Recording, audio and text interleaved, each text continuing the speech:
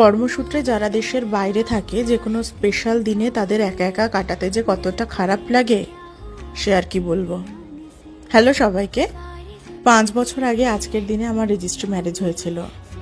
হাজারটা চিন্তা, অনেকটা ভয়, এই সমস্ত কিছু নিয়ে এক অজানা পথে পা বাড়িয়েছিলাম। আর দেখতে দেখতে আজকে 5 বছর হয়েও গেল। সত্যি সময় কত তাড়াতাড়ি চলে যায়। কয়েকদিন আগেই তো শুভ এসেছিল, অনেক দিনের ছুটি নিয়েই এসেছিল, কিন্তু ছুটি শেষ হওয়ার আগেই ওকে ফিরে যেতে হয়েছে। তখন আমরা একটা রেস্টুরেন্টে গিয়েছিলাম। রেস্টুরেন্টটা নৈহাটিতে একেবারেই নতুন হয়েছে। রেস্টুরেন্টের নাম আওয়াধ। আমি এখানে প্রথমবার গেলাম, আর ঢুকেই আমার মনে হচ্ছিল আমি মুঘল সাম্রাজ্যে চলে গিয়েছি। মূলত কাবাব খাওয়ার জন্যই গিয়েছিলাম, কিন্তু কাবাবের জন্য আমাদেরকে 1 ঘন্টা অপেক্ষা করতে হবে।